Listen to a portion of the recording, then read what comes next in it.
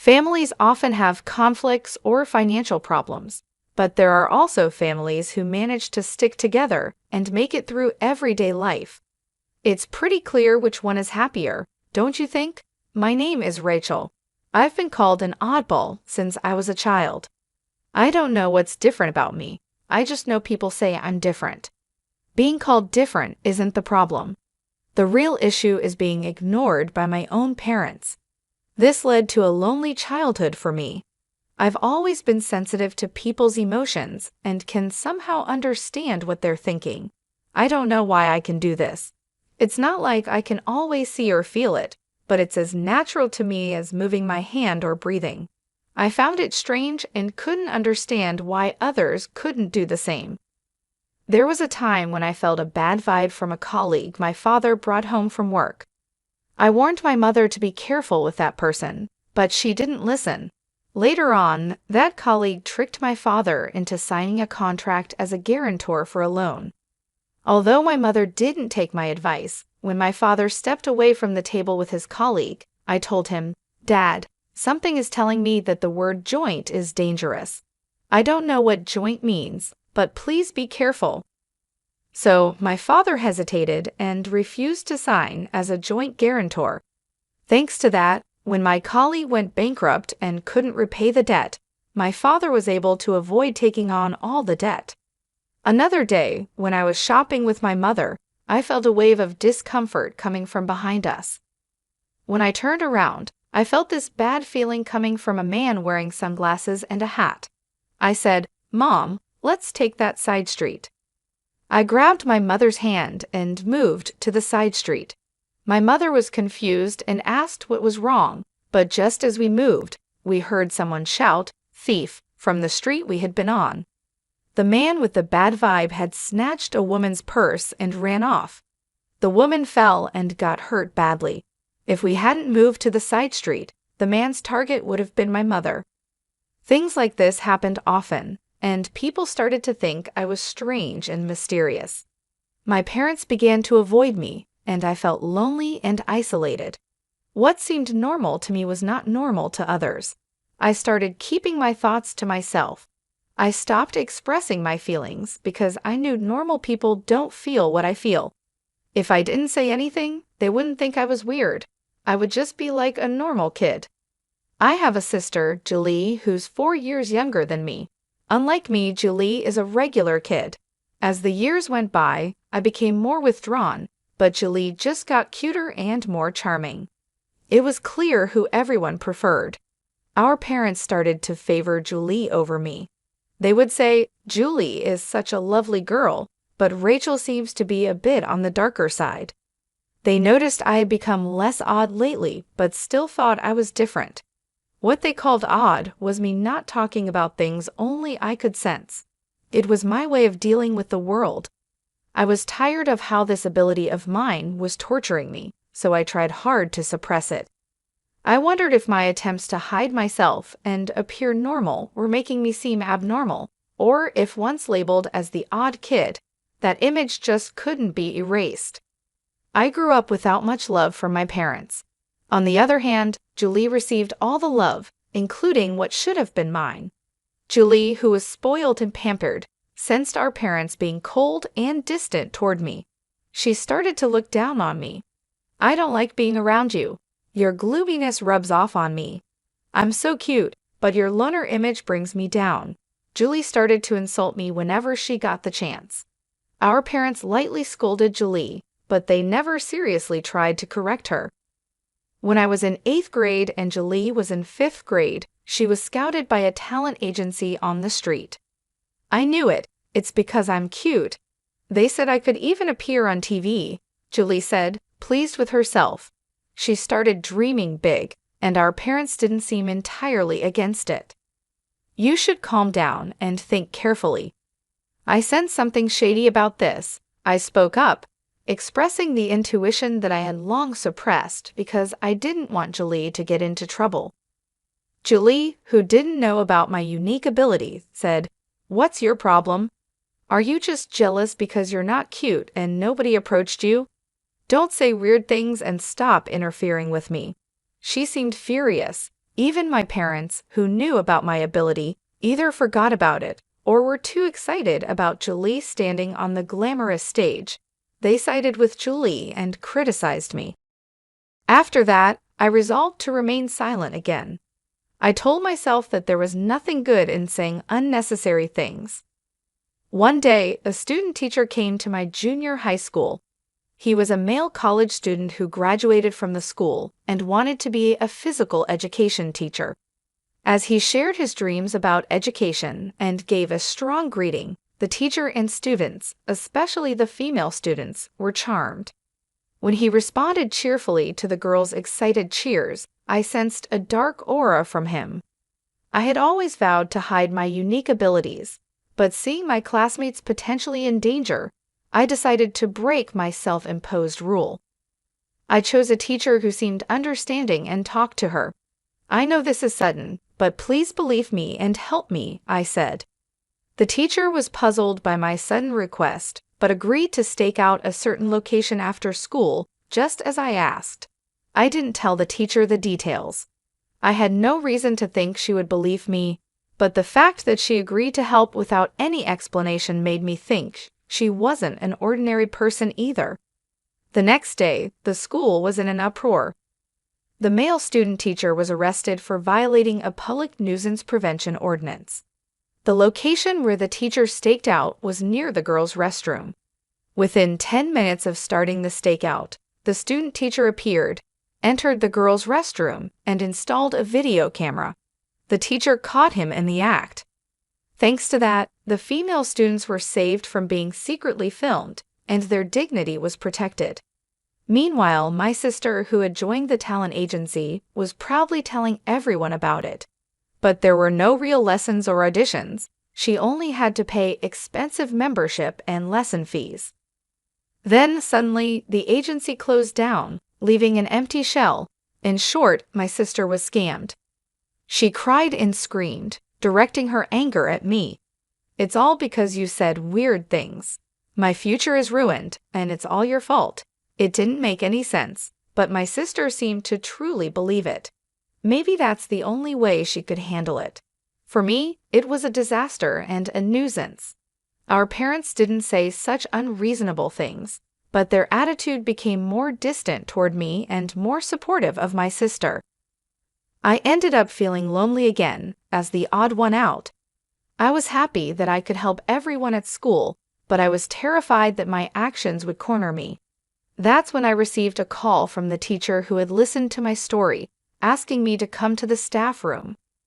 Worried that I would be labeled as strange again, I opened the door to the teacher's staff room. "You knew something like that was going to happen, didn't you?" The teacher asked me in a low voice, without any preamble. Thinking there was no point in pretending, I gathered my courage and told the teacher about my mysterious power.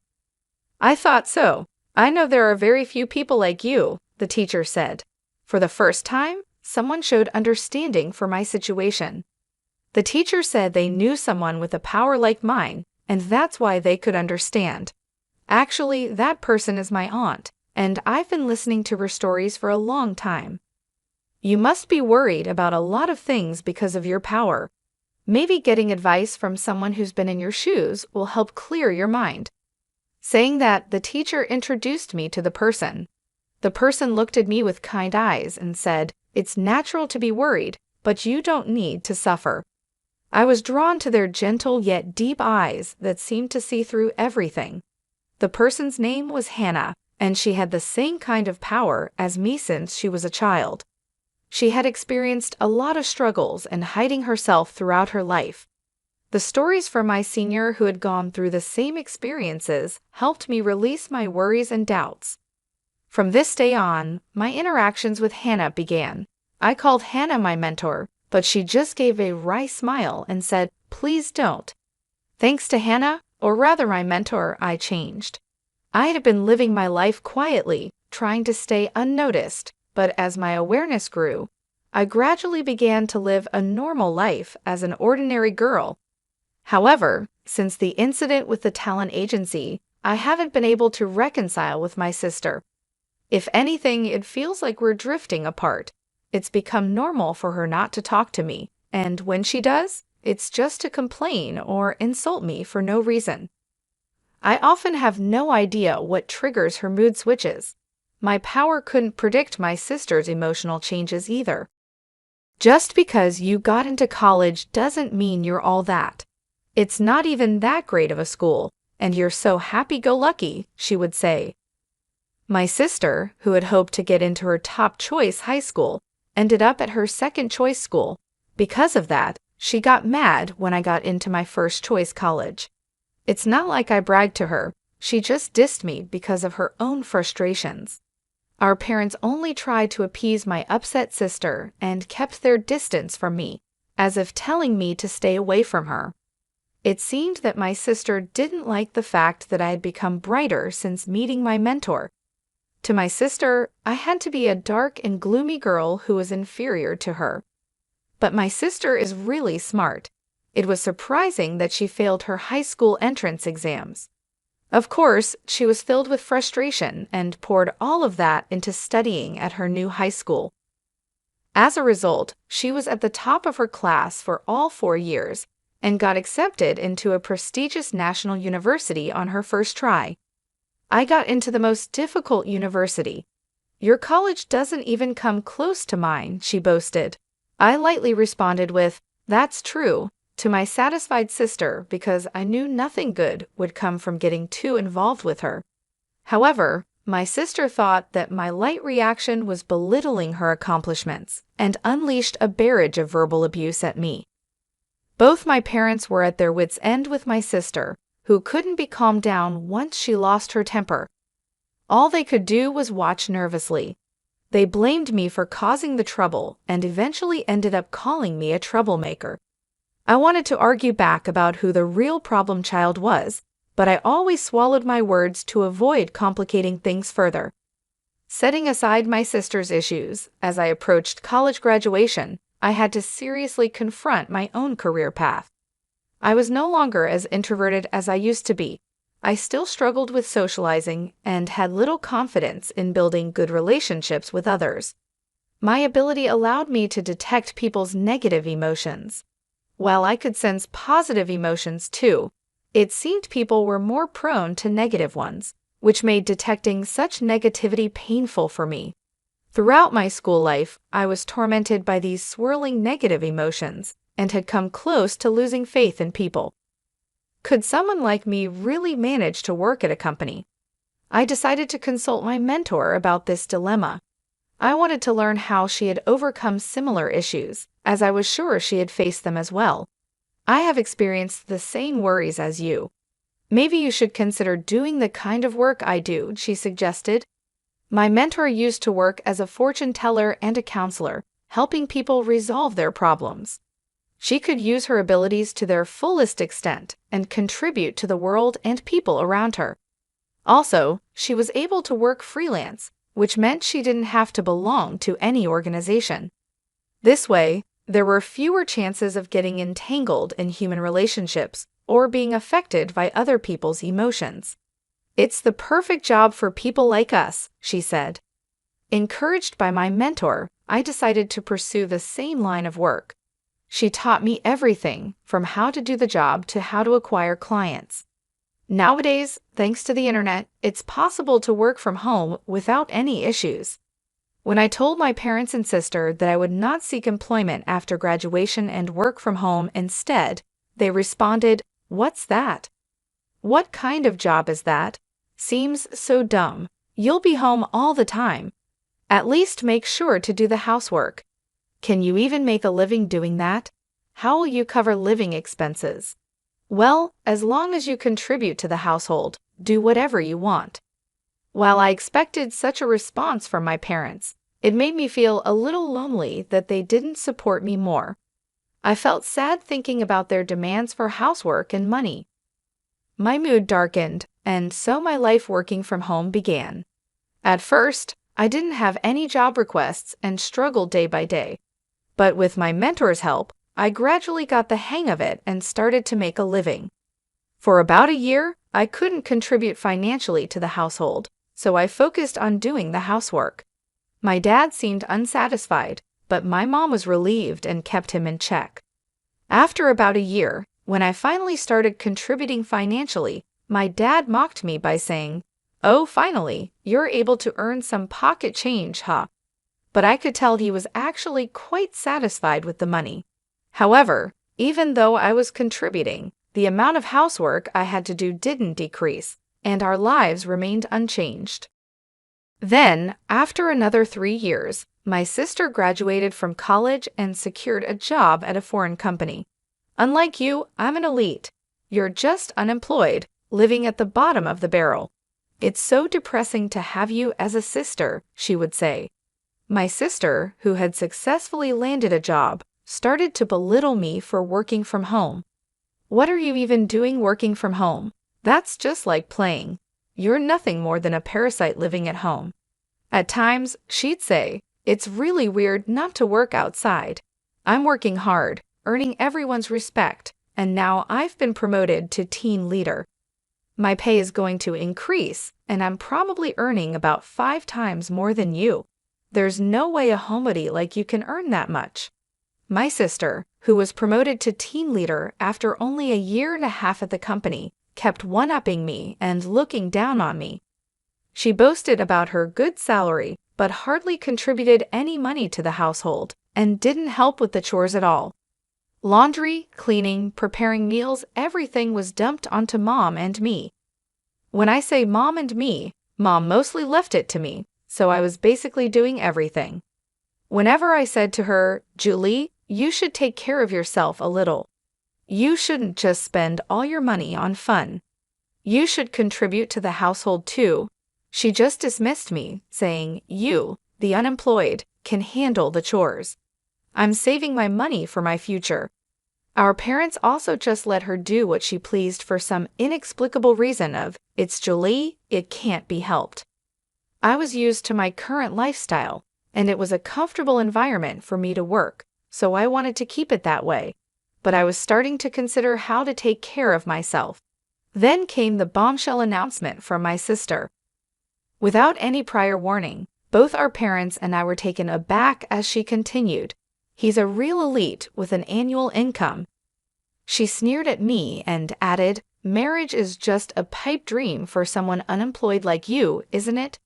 She said she would bring her boyfriend over the next Sunday. With the rapid succession of sudden developments, Sunday came, and we were still reeling. The man my sister brought along looked like a successful young man, impeccably dressed in a sharp suit. "Nice to meet you. My name is Jack," he said. "I would like to ask for your permission to marry Julie," Jack said, greeting us properly and showing good manners. "Isn't he wonderful? Just as I said, I'm going to be so happy with this man," Julie gushed. "So Jack, what do you do for a living?" Dad managed to ask, clearly impressed by Jack's presence. "Yes, I'm currently training at a company that my father knows," Jack replied. We were puzzled by the word training, and then Julie said gleefully, "His father is the president. He's training now to take over the presidency in the future." My sister seemed over the moon about becoming a future president's wife. Afterward, we had various conversations, and Jack left stylishly. There were a few things that made me raise an eyebrow during the conversation, but my parents were thrilled with the high-status man. However, I felt an inexplicable dark shadow from that seemingly refreshing and good-natured man, Jack. It was something only I could sense, so I didn't know how to explain it. I could no longer remain silent, fearing that marrying a man with hidden issues would make my sister unhappy. "Julie, you've only been dating him for less than 4 months. You might want to understand him a little more before deciding to get married," I cautioned, driven by a strong gut feeling. "Sis, he's an elite and a future CEO. You won't find anyone better than him." "Oh, I see. You're jealous, aren't you? You're bitter because you're comparing your life to my happy one." "Poor jobless sis," she retorted. Even our parents got angry at me for interfering with Julie's happiness. "You're just unemployed, so at the very least, stop interfering with your sister's happiness," they said. It was clear that our parents were hoping to secure a comfortable old age by marrying Julie off to a wealthy man. Frustrated by my inability to effectively communicate my concern about the dark shadow I sensed looming over Julie, my head was spinning. In the meantime, the two got engaged, and a meeting between both families took place. Jack's parents, like him, carried an air of freshness about them, but I felt the same ominous cloud hidden behind them. However, I was unable to convey this danger to my overjoyed sister and parents. Before I knew it, the day of the wedding had arrived. The CEO of our company is attending today's reception. Can you comprehend how much I'm appreciated and anticipated in my company? I guess it's a kind of honor that a shut-in like you wouldn't understand, my sister said gleefully before leaving the house. She always included some derogatory words directed at me. At the wedding ceremony held at a hotel, the couple who pledged eternal love to each other entered the reception hall. Watching my sister, who was beaming with joy, I worried about how long this happiness would last. As my sister mentioned, the CEO made a keynote speech, full of praise for her, which delighted her.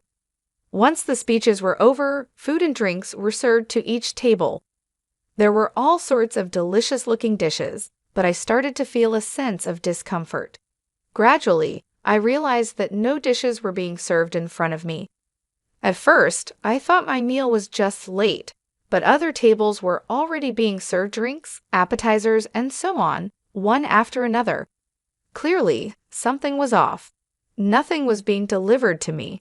People at the same table began to notice this oddity and started whispering among themselves. At that moment, my sister came over to me and whispered into my ear with laughter in her voice. We didn't prepare free meals for the unemployed. After all, it's such a waste to serve such food to a jobless person. You should just eat potato chips at home. Just leave your gift money and go home. This outrageous remark was spoken loudly in my ear, and my ears rang. Jack, sitting at the groom's table, was grinning and nodding. Even our parents, who at first seemed surprised, said, "Well, it's true, Rachel is jobless after all." I was first taken aback, then a wave of anger surged up within me. "I never thought you'd stoop this low, sis. Mom and Dad, this is unacceptable. How could you accept such rudeness?" My parents just scowled at me, never bothering to reprimand my sister. "Fine, I get it. I'm leaving, but don't come crying to me later," I said. "You sound like a sore loser," she shot back. Amidst the chaos of this unbelievable turn of events, a man suddenly stood up. "Sorry to interrupt. I'm the groom's brother, Larry. My brother and parents are trash, but it seems the bride is even worse." "I can't take it anymore," said the man who introduced himself as Larry. He continued, "Dad, your company went bankrupt 5 months ago, didn't it? Pretending to still be a CEO is just a scheme to mooch off the bride and her family. Jack will never become a CEO. He's planning to leech off his wife while pretending otherwise. He's unemployed now." Larry's words caused a commotion among the guests, but my sister was the most heated. "What do you mean you lied to me? What do you mean unemployed?" she demanded, her face turning from red to blue, her eyes welling up with tears. Our parents, their assumptions proven wrong, began to yell and curse. The anguished cries of my family echoed throughout the venue. The groom and his parents remained silent, looking sulky. Before the ceremony, I had received a confession and apology from Larry, and asked him to speak his mind without reservation if something happened during the reception. As my sister was berating Jack with a wrathful face, another man couldn't take it anymore and stood up. It was the president of my sister's company. "Enough already. This is embarrassing. You have no right to criticize the groom. What do you think about your terrible attitude towards your own sister?" The president's angry voice made my sister's face contort in fear. "For one, I didn't attend your wedding for your sake. I wouldn't have come if you weren't the sister of Rachel." Suddenly, my name was mentioned by the president, and my sister's eyes widened in surprise. "Huh? Who are you talking about?" Rachel is a goddess to many of us business owners, rescuing countless companies from the brink of collapse, he continued. In fact, with the guidance of my mentor, I had been working as an advisor for corporate revitalization and growth. Starting with fortune-telling and life consultation, I used my abilities to show companies the path they should take. All my advice was spot on, and the companies that sought my help experienced a rapid resurgence in business, achieving a V-shaped recovery. As a result, I had earned titles like teacher and goddess. My sister's company had also consulted with me 5 months ago, and thanks to my advice, it had been reborn as a stronger enterprise. The president, grateful for my assistance, attended the wedding today as well. I had no idea. You're not just a basement-dwelling, unemployed nobody, are you? My sister said, finally realizing the truth. Thanks to my thriving career, her assumptions had been shattered. I now earn several times what you do. Despite contributing significantly to the household income, our parents never seemed to care about me. They thought that money was from Julie. Oh, we thought Julie provided that money, they said, misunderstanding the situation. There was no way Julie would have been contributing money to the house. The wedding reception turned into a chaotic scene and was called off. Naturally, all the guests were fully refunded their wedding gifts. I've already signed a contract for an apartment under my name. I can't afford it on my own, especially now that he's unemployed, my sister sobbed. Jack retorted, "You're the one who signed the contract. I don't know anything about that." The wedding was a complete disaster, resulting from my sister's malice towards others. She may argue there were reasons for her behavior, but they didn't hold up. Afterward, Julie divorced Jack and claimed alimony. Since Jack was jobless and his parents didn't have much, she couldn't receive much alimony. She barely managed to pay for the wedding venue, let alone the apartment she had contracted. The place that was supposed to be their love nest was never occupied and was canceled. However, the debt didn't simply vanish, and Julie found herself heavily burdened by loans. Moreover, her outrageous behavior at the wedding quickly became known among her colleagues, leading to a rapid decline in her reputation. The CEO had no choice but to demote her. With no place left in the company and having lost her pride as an elite, Julie wanted to quit and run away, but she had to bear the embarrassment for the sake of loan repayment. She continued with a trivial job in a hardly noticeable basement storage room. Jack and his parents, who had failed in their plan to leech off Julie, were now scraping by with occasional day labor. Naturally, Jack's elder brother, Gary, had cut off all ties with his parents and brother.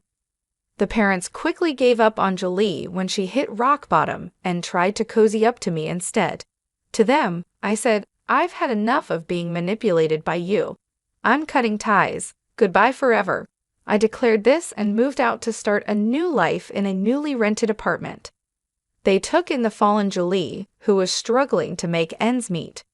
Julie's salary was drastically reduced, and she couldn't possibly contribute to the household expenses, of course. I stopped the money I was contributing to the house as well. Without my financial help and unable to lower their standard of living, our parents quickly became exhausted and struggled every day to make ends meet. They were panting and stressed, trying to maintain the lifestyle they had grown used to, but without the necessary income, it became a daily challenge. On the other hand, my work was thriving. I was able to guide many companies and individuals in the right direction, using my abilities to help them succeed. My reputation grew, and more clients sought my advice. This success brought me a sense of fulfillment and financial stability. It felt good to finally be appreciated for my skills and to see the positive impact I was making on others' lives. After the wedding incident, I started dating Larry. He had been so honest and brave during that chaotic time, and we grew close. He recently proposed to me, and I accepted. If everything goes well, marriage could be in our future. Larry is a man of pure heart, with no dark shadows lurking within him. Unlike the people my sister had surrounded herself with, Larry was genuine and kind. I'm looking forward to building a happy life with Larry. Together, we dream of a future filled with love, mutual respect, and understanding. With him by my side, I feel a sense of hope and excitement for what lies ahead. We've talked about our plans, our dreams, and how we want to support each other in everything we do. As I reflect on everything that has happened, I feel a mix of emotions. I am relieved to have cut ties with my parents and sister, who never appreciated me. I am proud of the person I have become, despite the challenges I faced, and I'm grateful for Larry, who has brought light and love into my life. Looking forward, I see a bright future. I am excited about the possibility of marriage with Larry and the life we will build together. With him, I know I will never have to hide who I am or feel unappreciated. Our love and partnership are based on honesty and mutual support, and I can't wait to see what the future holds for us.